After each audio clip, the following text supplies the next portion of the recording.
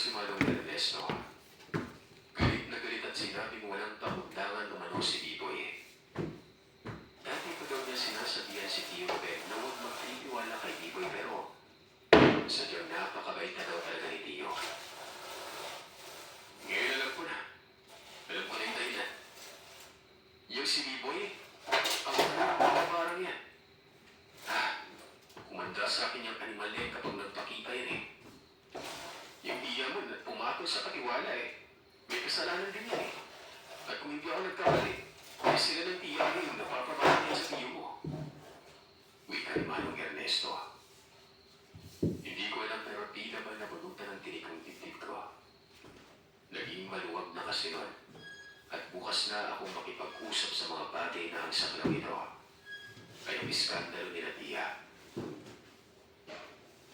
Hanggang sa makarating kami sa bahay ng Bantugang Albularyo. Gulat na gulat ako dito. Babae ito. Matandang babae na akalain mong malapit ng mamatay dahil sa sobrang katandaan. Itago na lamang natin ito sa pagkakilong Gloria. Ganun din. Walang ano-ano, isinangguni kagad ang problema. Tapos habang malapit ang matanda na, mukha-mukha ang bibig nito na para kung wala na ito sa saktong katiwala kasi nga, tumutuloy pa yung laway. Sing? Sing? Pero nang masama naman ito ay nagulat ako. Sing. Paano ba naman kasi ay napakasalito at may punto? Nagkapos pala. Sing lang. Bakit naman nagpapatid ang kapatid mo, Ernesto? Swallow to. Dapat ay hindi siya nagpapatid. Sinakas? Ang sinasabi ng bambaba na yun. No, sorry. Kapag pinatay siya at mamamatay din ang biktima. Ano natin anahin? Hindi ko alam, Gloria. Ano natin lilinisin? Pero base na naman sa mga salisay ng kapatid ko yun eh. Pero tingin ko nga dun, totoo yung sinasabi ng mambabarang eh. Kasi nga nakawala yun sa pagkatapos eh. Ano siya? Ang sabi naman ni Gloria, pupuntahan daw niya ang pasyente. Titingnan niya kung gaano kalakas itong mambabarang na ito. Babalik Sa na mga ako. sandaling yun, sir, ay sa mga matanda. May alala ko ang isang babae na sinidad ko lang ata. Naitago na lamang natin sa pangalang Lilia. Napapailin na lamang sa mga noon. Sa loob ng katandaan ay nakakaisi pa rin. Yung akala kong ilang buwan na lamang ipapano. Nagkakamali ako. Mabilis pa nga yung maglakad kaysa sa akin basta dire-diretso lang yung biyahe namin na dito. Habang nasa biyahe, sasabihin ko si Manong Ernesto na hanggat maaari ay huwag ipaalam sa tiyo na ako ang mga nagsabi mo. Hindi naman niya sumasagot. Basta galit si Manong Ernesto. I'm the developer of the game, The Tower. I wanted to make a tower defense game that had nearly infinite number of upgrades and builds to try. The core fun of the game comes from gathering resources, failing, then spending those resources on upgrades in the workshop. Then you come out more powerful the next round. We've got a really strong community on Discord that loves to chat about strategy and ways to continually break my game. I love them dearly. It's really fun to see them all explore the new features and find the new best strategy. Try it out. I'll see you there.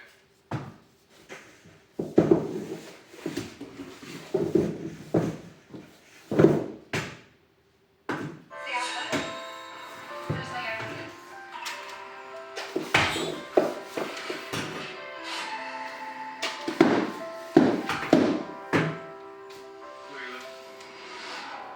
We suspect it's Alpha Jackson's back. Try everything. My hand's gonna be forced to tell me.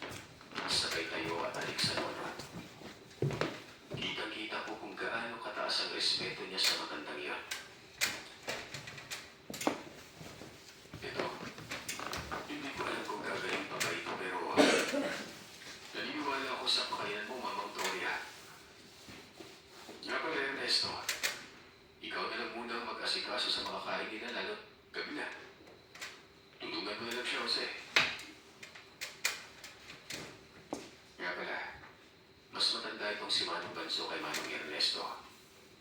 Nasa 70 taong gulang na ata ang edad ni Manong Banso habang si Ernesto naman.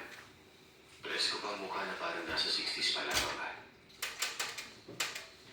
Ayun nga, si Manong Ernesto ang nag-asikaso. Tinuruan ko na lamang kung saan nakalagay ang mga maluluto nun, maging ang magagamit sa kusina. Si Tio noon ay nakapikit ang mga mata na para bang patay na yun. Namumutla na ito. Pero hindi naman naaalarma si Manong Banso kaya natitiyak kong buhay pa ito. Yung nakikita kong paghahanda ni Manong Banso noon ay sobrang layo sa paghahanda ni Lola Toria. Nagmungkahi na doon sa sala isasagawa ang gamutan. Ginising ang hindi naman bumubuka ang mga mata. Kaya pinagtulungan nila Manong Banso ito at Manong Ernesto. Nilapag na lamang sa sahig na nilagyan ng banig. Pinalayo kami. Sabi ni Lola Toria, luwabas na muna kami ng bahay. Hindi ko alam kung bakit pero ayon kay Manong Banso, ay natitiyak siyang ang gagamitin ng matanda ay isa ding barang. Dahil bukod umano sa matinig na mga gamit nito, ay matinig din ang mambabarangan. Napakadelikado umano kapag naroroon daw kami sa loob kasi nga, ang mga buhay na salita nito ay napakalakas at posibleng sa amin tumama nun. Basta yun lamang ang paliwanag sa akin ni Manong Banso. Mga ilang oras din kami nasa labas nun. Ang naroroon lamang sa loob ay sila Lila, si Lola Toria at ang tiyo kong wala na malay. Maya-maya lumabas si Lila. Kinawayan kami at sinabing pwede daw kaming pumasok. Sinabi ni Lola Toria na nakawala na daw sa barang si Tiyo pero dahil sa lakas ng sumpa, malaki yung ano naging pinsala nun. Kumbaga, hindi ito naagapan kaagad. Ang tiyo mo sa ngayon ay tulog pa rin. Pero ewan ko kung gigising pa ba siya. Nasa ganun na siyang kondisyon na makarating ako eh. Pag nararamdaman natin nagigising siya at kung maaari, dalhin sa ospital para doon mapangalagaan ng maayos. Mabilis pumasok sa isipan ko noon na baka nakoba ng tiyo. Wala namang ibang dahilan, di ba? Tulog eh. Tumango ako noon at nakiusap kay Manong Ernesto na dali ng tiyo sa doktora. Doon ko napag-alaman, Sir Seth, na kung anong sasakitin ng isang tao na tinamaan ng normal na sakit, ay ganun din ang sasakitin ng tinamaan ng hindi normal. Posibleng mamatay at posibleng mabuhay pa pero sa kalagayan tiyoin ko, para bang 50-50 yun. Sa tingin ko pa nga mas lamang ang pagkasawi niya nun eh. Dinala sa ospital si Tiyo. Nasa bahay lamang ako. Ang nagbabantay sa kanya doon ay ang katiwala namin na asawa ni Manong Ernesto. Si Lola Toria ay pinili mo ng manatili, maging si Manong Banso noon at Manong Ernesto. Sabi ni Lola Toria, walang kasiguraduhan maging ang buhay ko daw ay posibleng mapahama. Kaya dapat niya akong bantayan. Isa pa, hindi umano napatay ang mambabarangan. Kahit ang pag-iso ko kay Manong Ernesto noon ay hindi pa rin nakikinig sabihin sa kapatid niyang albularyo ang patungkol sa kabulustugan ni Tia. Narinig din ito ng magagamot na si Lola Toria. Galit na galit si Manong Banso nun. Ayon pa dito kapag umuwi daw si Tia noon ay itimanda ko pero sasamahan daw nila ako sa pagtitimanda para may tatayo sa panig ko kasi nga bata pa talaga ako. Pero sabi ko hindi ko ititimanda. Gusto ko silang mamatay. Kasi, Sir Seth, alam niyo kung bakit ko nasabi yan? Gawa ng kinumpirma ni Lola Toria na ang bumarang umano sa iyo ko. Kaya walang iba kung hindi si Kuya Piboy. Doon ko ito nalaman na magsimulang magmasid-masid sa bahay si Oratoria. May mga nakatanim daw na sumpa sa paligid ng bahay. At ang sumpang yun ay tumutugma sa kung ano ang presensya na nanggagaling sa mga damit na hinubad ni Kuya Biboy. Meron kasing nakatanim na tel na may lamang bahagi ng hayop na may mata, bituka at marami pang iba. Hindi lang iisang barang ang tinanim kay Tio Ruben. Napakarami. At kung hindi ito naalis sa bahay, ubus kang nila at maging ang mga katiwalang maninirahan sa bahay na yon. Sa tagal kong kasama si Kuya Biboy, ganun pala siya kasamang tao. Sobrang brutal. Nasabi ko pa nga noon na gusto kong magluto ng ganong karunungan para ako na lang ang pumatay, pero ayon kay Donatoria, hindi mo na pwede. Magiging masama lamang umano ako kung ang baon ko ay pag-iigante. Kayaan ko na lamang daw si Donatoria ang gumawa ng paraan para parusahan ang salamin. Sobrang hilap nga lang dahil nakakawala ka agad, pero sa oras na mahuli niya ito, papatay na niya. Yung bahay namin, Sir Seth, ay para ng pinamamahay ng kaluluwa. Araw-araw, nagsasagawa doon si Oratoria ng mga ritual. Para pag nararamdaman kong may nakatira ng elemento, bigla na lamang kakalabang ng mga pintuan. Tapos yung mga kurtina ay nagagalawan kahit wala namang hangin. Noong mga panahon na ito, hindi pa rin nagigising ang tiwid. Magdadalawang linggo na siya sa ospital. Nakaschedule na rin ako ng operasyon niya sa utak kasi nga may parawan ng dugo doon. Kung titingnan mo ay parang normal lamang umano na sakit ang salig. Kung walang malalim na pagunawa at paniniwala sa mga bagay-bagay, ay parang magiging mangmang tayo sa totoong nangyayari sa kanya. Isang araw, bigla na lang dumating sa bahay ang asawa ni Mang Ernesto. Wala na si Tio noon. Parang sasabog ang ulo ko noon sa tindi ng galit. Umiiyak ako. Hindi ko alam ang gagawin. Nagwala ako at pinagbabato ko ang silito ni Biboy. Inawat naman ako ni Manong Ernesto na. Tanggapin ko na lamang umano ang sinabit ng Tio. Napamuna talaga ako at sinabi kong hindi ko man lang nasabi sa kanyang mahal na mahal ko siya. Para akong mababaliw man. Gusto ko nang suburin kung nasaan man naroon ng tiya, pero ang sabi ni Mang Ernesto, babalik ko man yun hindi dahil magdadalamhati. Malakas ang kutob ni Mang Ernesto na babalik ito para asikasuhin ang mga dokumentos lupain para malipat sa pangalan niya. Posibleng bumalik din umano yung Biboy. Masaya na umano yun dahil namatay na ang Tio. At kumpiyansa yun dahil sa tingin ni Biboy ay walang nakakakilala sa kanya. Bagay na doon siya nagkamali. Lav den her træning 3 gange om ugen indtil den 1. august.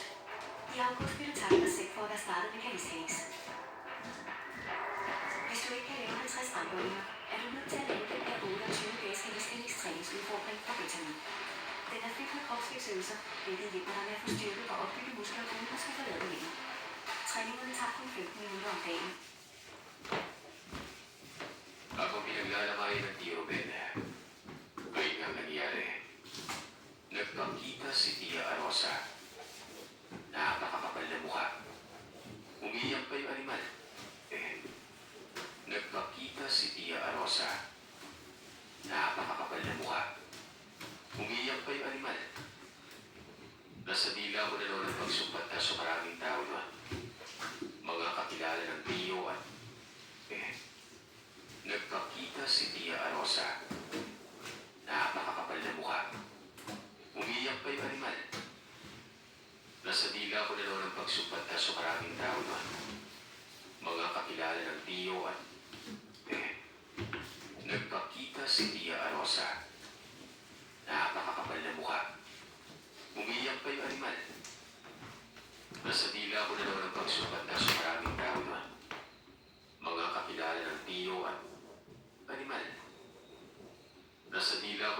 magsumpat na sa maraming tao doon. Mga kakilala ng tiyo at malalapit na kaibigan. Bukod pa dyan, ang iba dito ay kilalang personalidad pa. Kumbaga, kinauulan. Aabot talagang saklaw ng tiyo sa mga ito dahil na negosyante yun. Pinapakalma ko noon ni Manong Ernesto ha.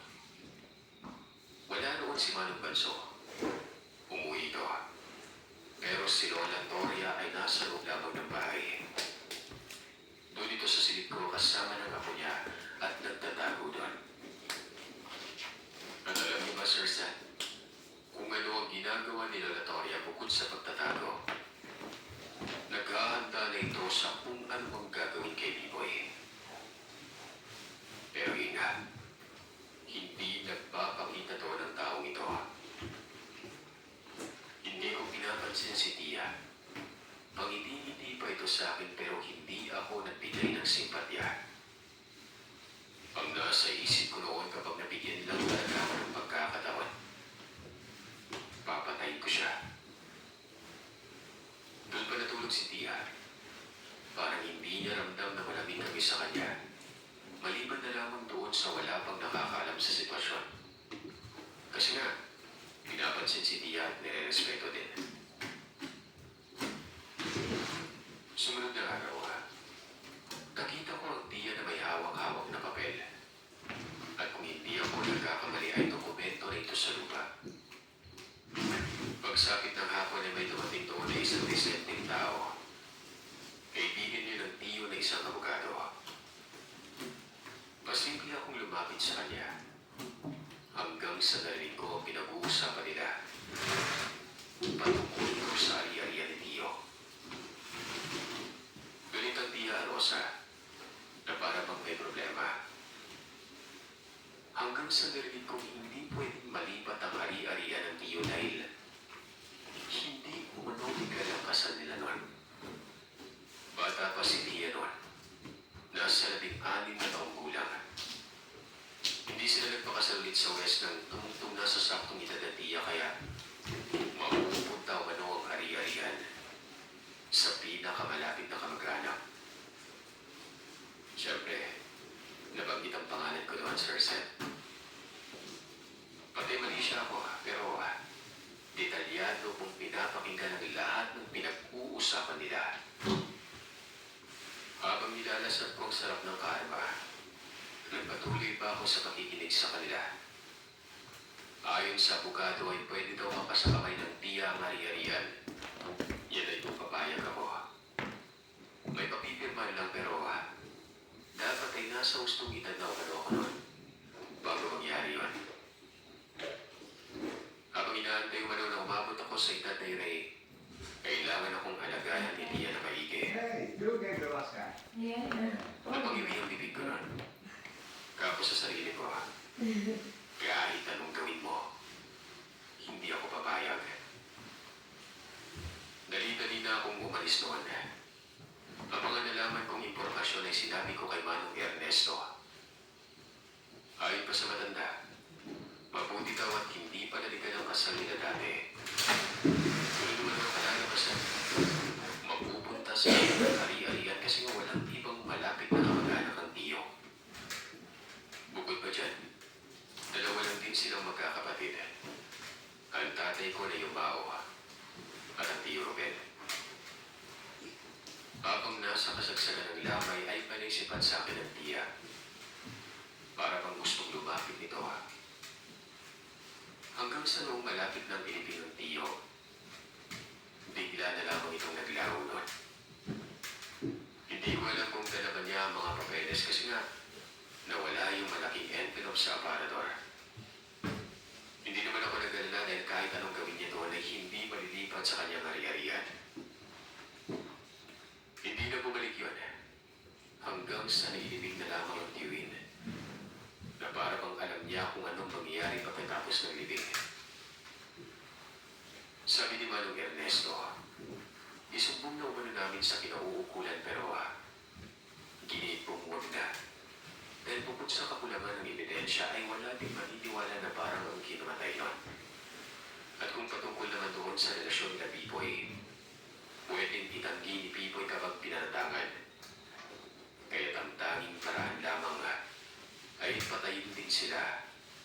sa kahit anong paraan. Galit na galit talaga ako ng Sir Seth.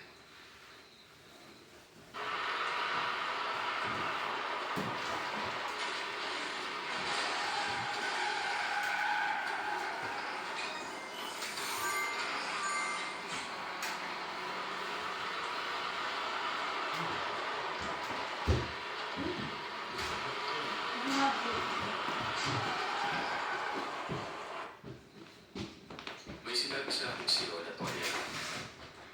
Alin ba daw sa kanila ang unang nais kong patayin? Sabi ko sabay silang dapat mamatay.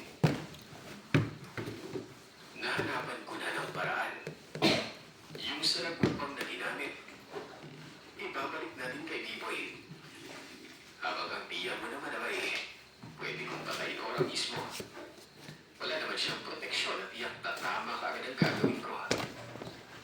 Sabi ni Lola Toria. Kasalukuyang naroroon sa bahay sina Manong Banso at Manong Ernesto. Inutusan ni Lola Toria si Manong Banso na magtalimtin ng sumpa sa paligid ng bahay ni Pipoy. Yan ay kung alam daw ni Manong Banso kung saan nakatira yun.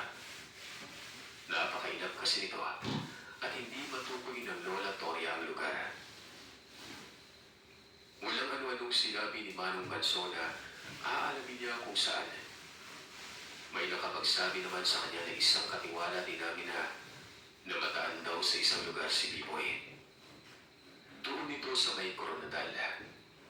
Posibleng naroroon ito nakatira. Ano ang ilalagay ko sa oras na makita ko ng bahay, Mamang? Tanong ni Manong Banso.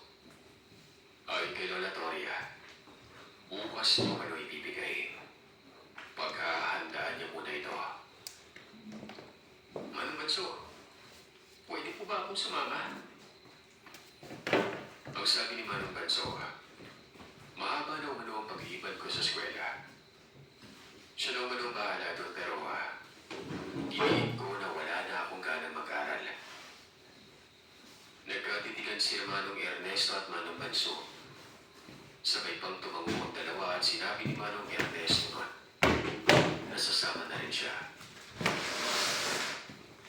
Pinalalahanan na ako ni Manong Banso na aalis kami. Pagkatapos daw matanggap ang ipapatanim ni Lola Toria, sisipag daw ano kami noon. Naganda talaga ako noon. Hanggang sa pagsapit ng hapon, tinawag na ako ni Manong Banso. Kasalukuyang nasa silid ako noon nila Tiyo. At paglabas ko ay nakabungad sa akin ang dalawang matanda. Nakabungad ang alikagang mga mukha nila Manong Ernesto at Manong Banso. Nagpapasalamat talaga ako sa mga ito. Sundulan ang pagmamalasakit nila sa akin. Kahit si Lola Toria, hindi ko mapag-anak yan. At sa malayo pa nakatira pero nagugol talagang oras para makatulog lang. Ipagpalagay na lamang natin magbabarang din ito pero alam kong mabuti ang kanyang kalooban. Ayun nga, umalis na kami. Isang oras na naman ang biyahe patungong Coronadal. Habang nasa biyahe kami ay bitbit ni Manong Banso noon ang maliit na sisidlan.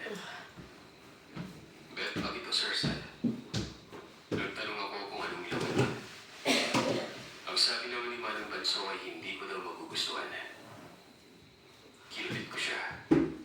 Gawa nang nagkakaroon ako ng interes doon sa pamamaraan ng isang may karunungan. Ipinasilip niya sa akin ito, Sir Sal. Natuwal ako nun. Paano ba naman kasi?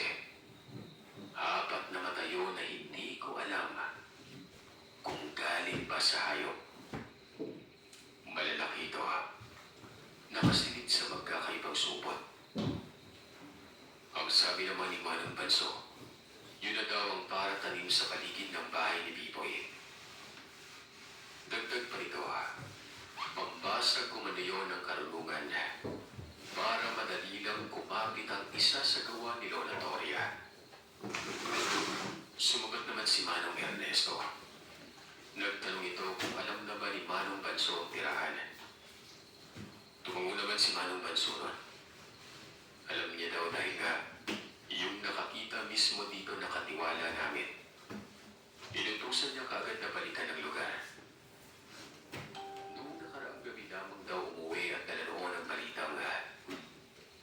sa isang nayon si Biboy.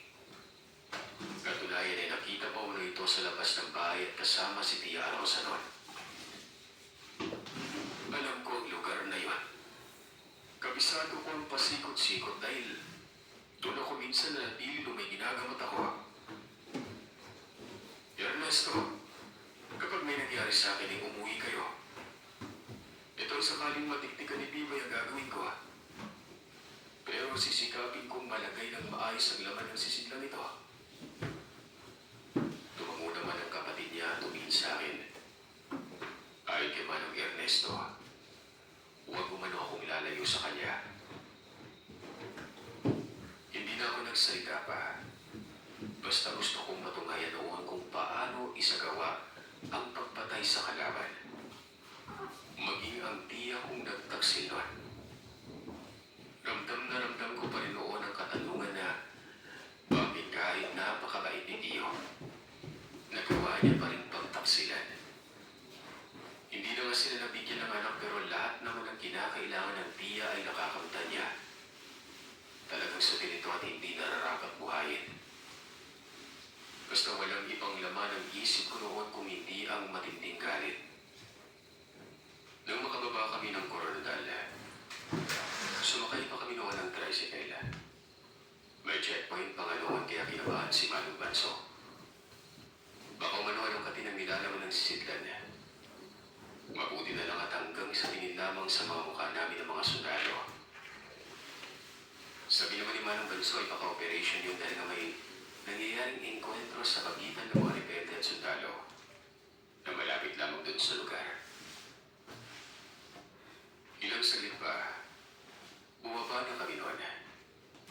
Sa naalala ko ay malapit lamang sa merkado. Tapos ay may mahabang daan patungong bukid. Tinuro ng tiyo na ang bahay umano ay nasa dulo ng mahabang daan na yon. Kumbaga, nasa talisdis ng mundo. Tanghali na noon, sobrang sakit na ng tama ng araw. Pero hindi yun naging dahilan para magpahinga kaming pangsamantala. Naglakad kami sa tirik na araw sa mahabang daanan na yon. Ang bawat gilid nito ay iba't ibang klase ng pananima. May gulay, may saging, may mais at kakawa. Naroroon din ang mga lansones. Nagtaka pa nga ako kung bakit may lansones nun. Gawa ng nabubuhay ba yun sa sobrang init kasi sa pagkakalam ko ay nabubuhay ang lansones sa malilim na lugar. Hanggang sa nakarating na kami sa dulo, may nakakubling nayon doon. Maraming mga bahay dito. May magkakadikit at may magkakalayo. Para pang may okasyon noon kasi nga maraming tao ang naglalakad. Tapos ay merong banderitas. Hanggang sa may tinuro si Manong Banso. At kung hindi ako nagkakamali, yun ang bahay nila Biboy. Kaganitong nagmungkahi na manatili lamang daw kami sa lugar at antayin siya. Total ay marami namang tao at iyak hindi siya mapagkakamali nun. Pinuntahan nga yun ni Manong Banso at habang papalapit sa bahay, kinalapit ako ni Manong Ernesto. Pumunta daw kami sa may bandang Kamalig. Bali yung tinigilan naming lugar ay may kamalig na para bang waiting shed. At doon kami nagantay. Mga ilang segundo lang, may napada ang habal at nakita ko si Tia Lon. Huminto pa ito sa tapat ng kamalig na yun kaya naman mabilis kaming tumalikod. Kasama niya noon, walang iba kundi si Kuya Biboy na mag-ising-isi pa.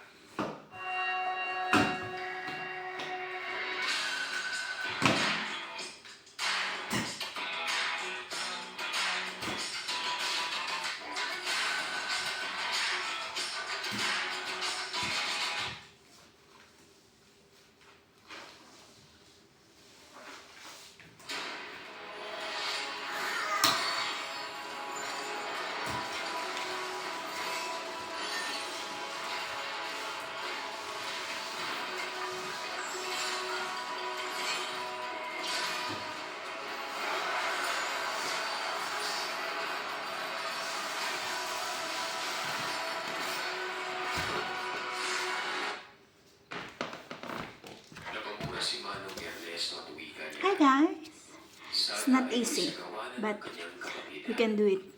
ang pagtatalima. Hanggang sa naglapad na yung dalawa.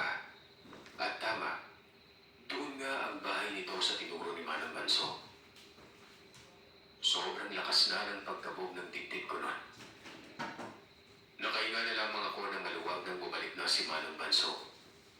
Kaagad sinabi nito na taninan niya kung ano ang mga sumpa.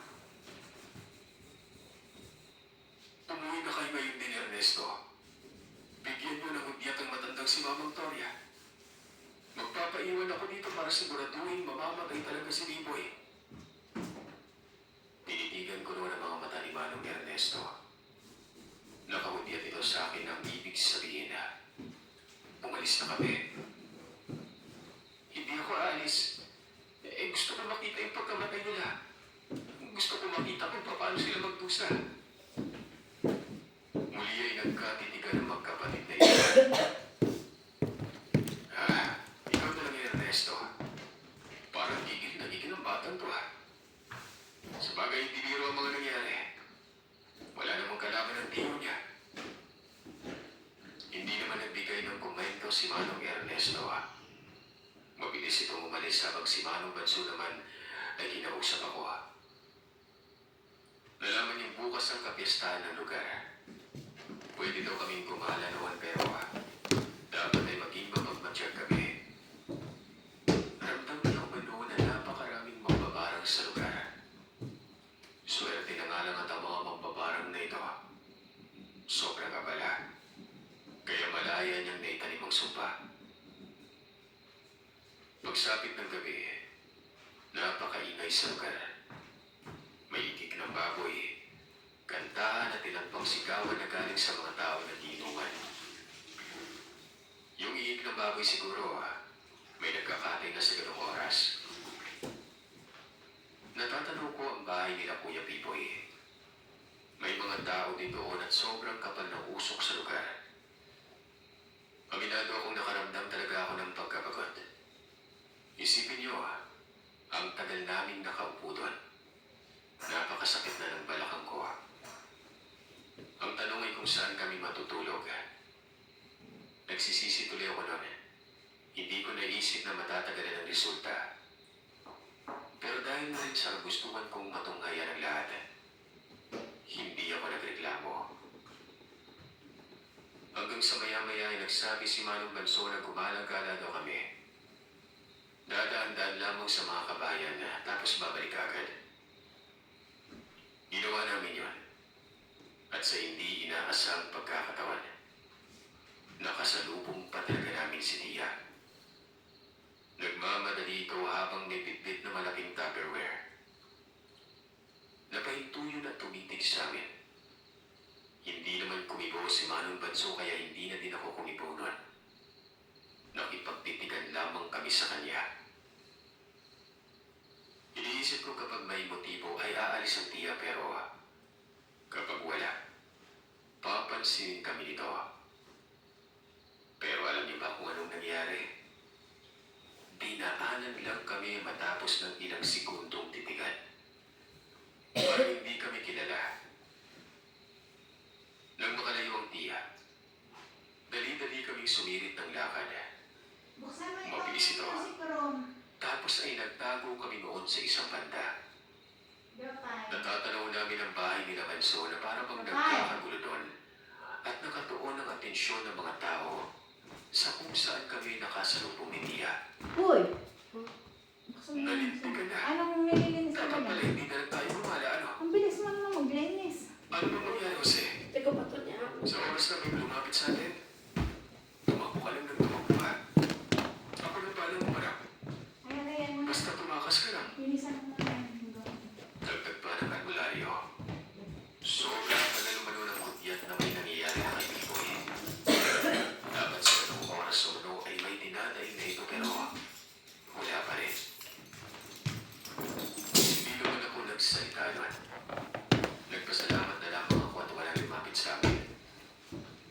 Siguro, kaya sinabi ni Manong Banso na ako na lamang ang tumakbo. Kasi na, hindi niya na kayang gawin yon.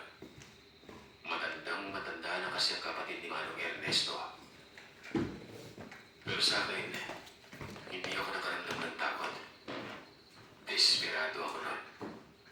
Kung wala nga lang magagalit noon ay lalapitan ko talaga ang tiya.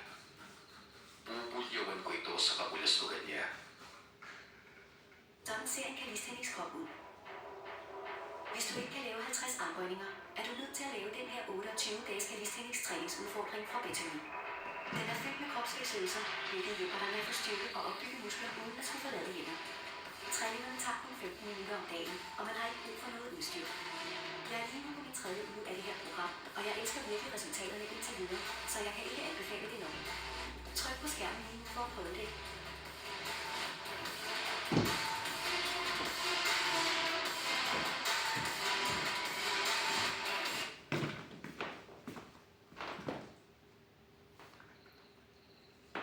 Maya-maya pa, nagkasigawan muli. Doon ay napatayo na si Manong Banso. Hindi ko alam kung paano niya nalaman. Basta sinabi niya sa akin na tumama na daw ang barang. Yung pagsisigawan yun ay saglit lang naman at natahimik din kagad. Kasi nga may mga taong lumapit. Hanggang sa ano ba itong nakain ko pero lumapit ako. Tinawag ako ni Manong Banso pero hindi ako nakikinig sa kanya. Nais ko lamang patunayan noon kung totoo ba ang mga sinasabi ni Manong Banso. Ilang distansya na lamang ako nun. Nakita ko sa bintana na parang pinagtutulungan si Biboy. Hindi man malinaw dahil ulo lamang ang nakikita ko sa kanya. Nakaupo ito sa gilid ng bintana. Tinatapik-tapik ng isang tao doon. Narinig ko pa na tinatawag nila si Kuya Biboy at kasunod nitong katagang gising! Gising, Kuya Biboy! Gising!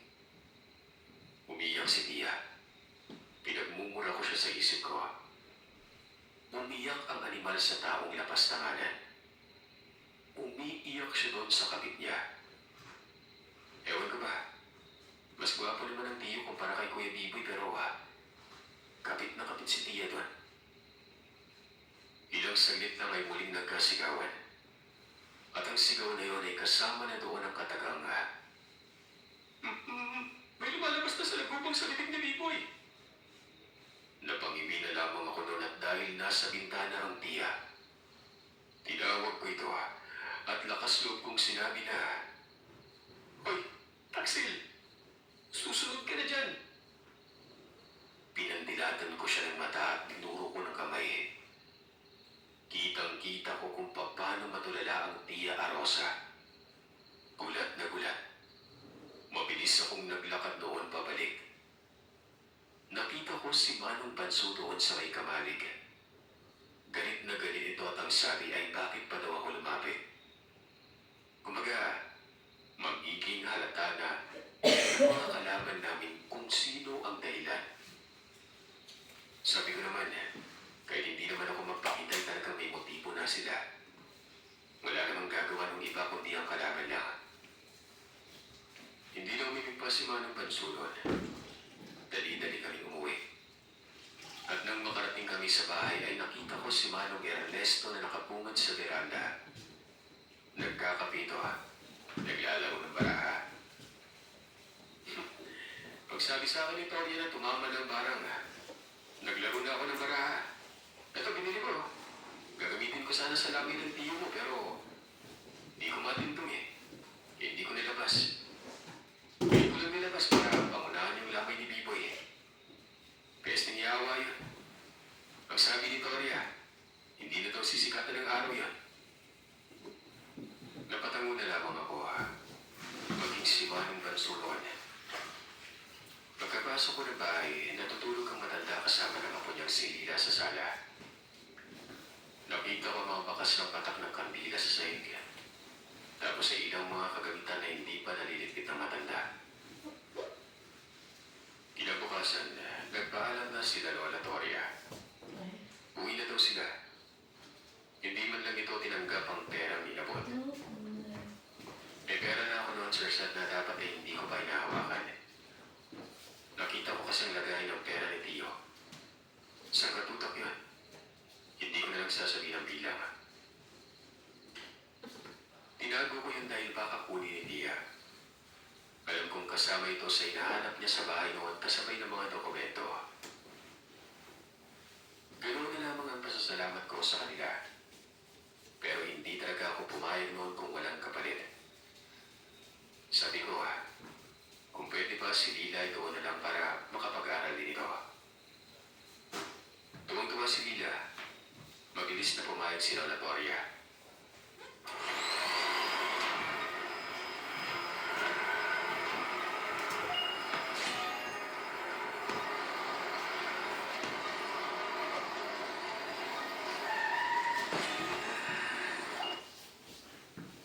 Sabi naman ni Manong Ernesto, kung pahingin tulutan ko ba daw siyang maging tagapangasiwa sa lupain, para na rin mapanatili ang negosyo ng tiyo.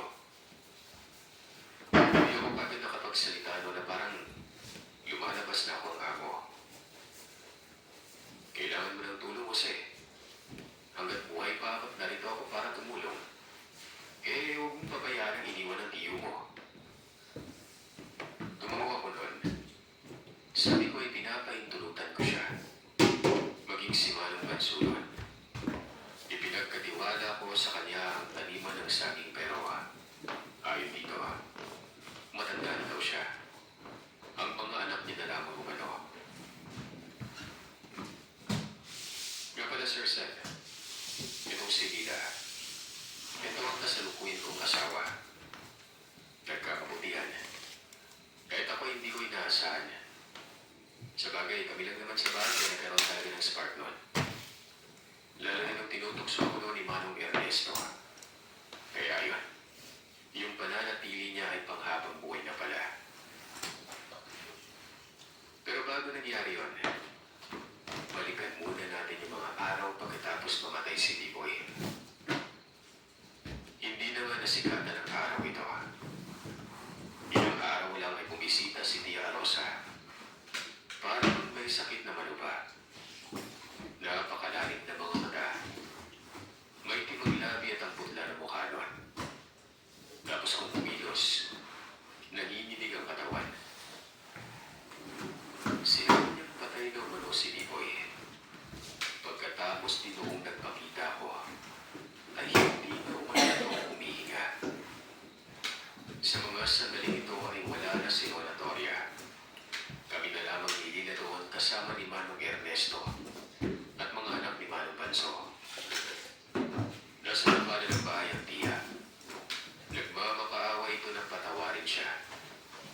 Inaamin niyang kasalanan niya ang pagkamatay ng tiyo pero dahil lamang ano ito sa kabulas-bugan ni tiyo. May babae din umano si tiyo kaya nagtaksin din siya. Ang ginawa ko pinagmumura ko talaga ang Tia Rosa. Sabi ko, hindi magagawa ng tiyo yun dahil kilala ko siya. Kung may taksin man sa kanila, ito ay walang iba kung hindi siya.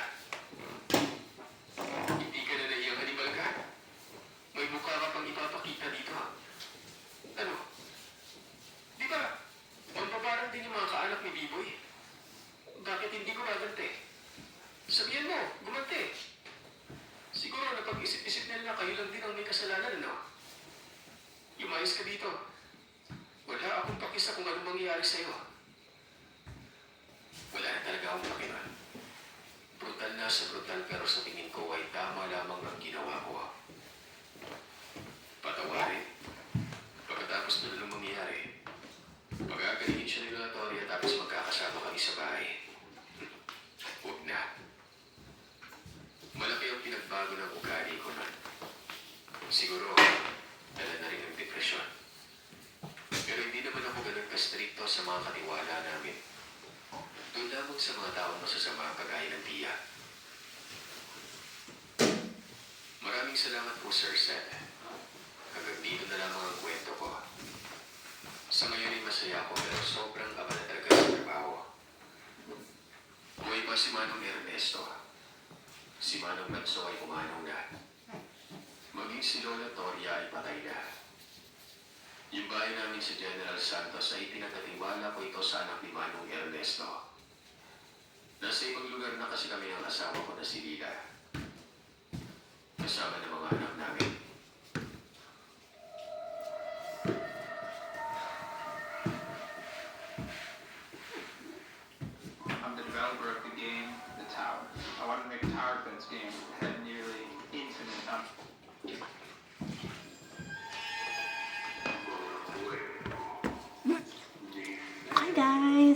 finished.